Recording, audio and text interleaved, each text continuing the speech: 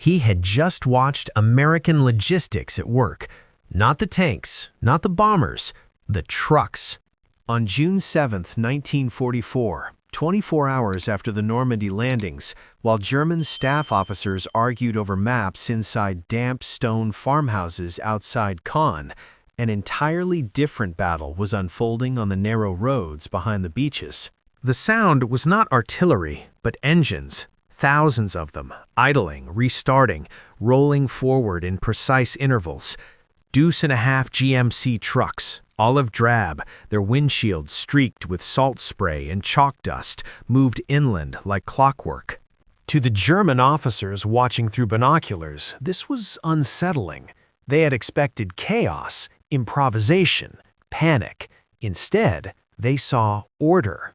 By June 10th, U.S. Army quartermaster units, specifically elements of the 1st Engineer Special Brigade and Advanced Section Communications Zone, ADSEC, were unloading over 20,000 tons of supplies per day across the Normandy beaches.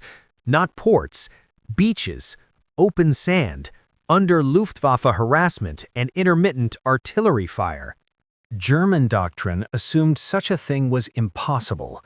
Colonel Friedrich von Stauffenberg, serving with the 84th Corps, wrote in a captured report dated June 14, 1944, "The Americans supply as if following a factory schedule, no visible confusion, even under bombardment." What shocked him was not the scale, it was the discipline. American logistics units operated under a tyranny of timetables. Convoys departed at exact minutes, not hours. Loads were standardized. Ammunition stacked identically, rations packed in uniform crates, fuel drums labeled and color-coded. A German officer could destroy a bridge, crater a road, or ambush a column, yet another would appear, rerouted, already scheduled. In the German army, logistics had always been reactive, rail-dependent, vulnerable. Officers improvised constantly, arguing with quartermasters, requisitioning from civilians, cannibalizing units. In Russia, German officers had learned to expect hunger as a condition of command. The Americans did not improvise. They planned and then enforced the plan. On August 3, 1944, near Avranches, as Operation Cobra shattered the German front, officers of Panzer Lehr Division reported something profoundly disturbing. U.S. armored spearheads were advancing faster than German intelligence believed their supply lines could support. Fuel trucks were arriving within hours of the quests. Ammunition shortages, so common on the German side, simply did not appear. One captured officer, Major Hans Rothenberg, interrogated on August 7th, fixated on a trivial detail. Even the drivers salute the schedule. He had watched American truck drivers halt their vehicles under shell fire, not to take cover, but to respace their convoy properly. Too close and traffic jams formed. Too far and efficiency dropped. Men were reprimanded not for cowardice, but for poor spacing. This inverted everything German officers believed about discipline. In the Wehrmacht, discipline was vertical, fear of punishment.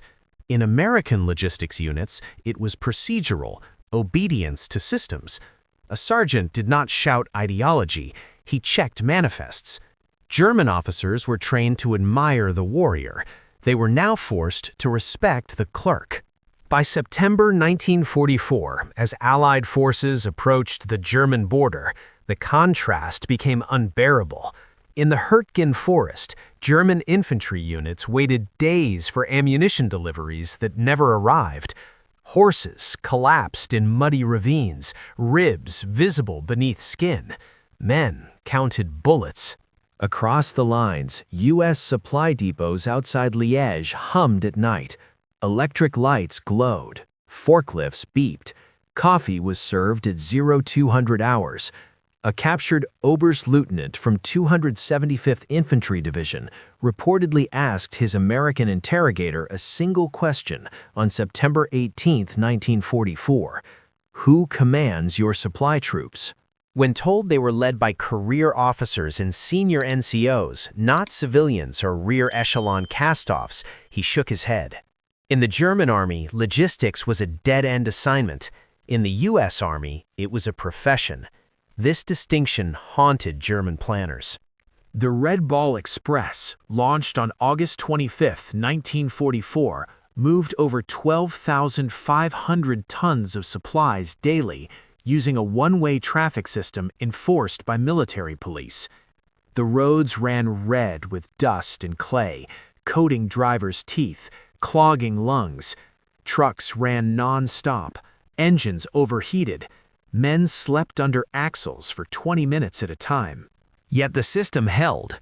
German reconnaissance units reported convoys that never ended. Destroy one and another appeared. Capture a fuel dump and a new one was established overnight. American logistics absorbed losses the way an ocean absorbs stones.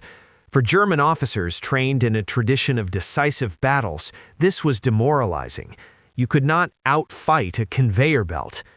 In December 1944, during the Ardennes offensive, German commanders gambled everything on seizing American fuel depots. They knew, explicitly, that without gasoline, the U.S. Army would stall. But even as German units overran depots near Stavelot, American logistics officers rerouted supplies, prioritized fuel over everything else, and kept armored divisions moving. The frost in the Ardennes cracked rifle stocks and froze lubricants solid. German fuel trucks, few and precious, were immobilized by shortages and air attacks.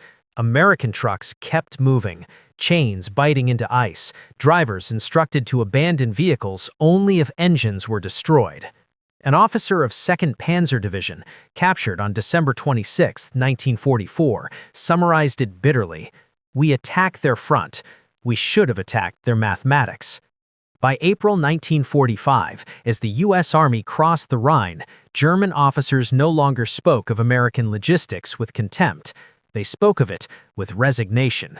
At Remagen, while German demolition charges failed and American engineers worked through the night to reinforce the bridge, supply units were already scheduled, before the bridge was fully secured, to push fuel, rations, and ammunition eastward. The crossing was not just a tactical victory, it was logistical inevitability.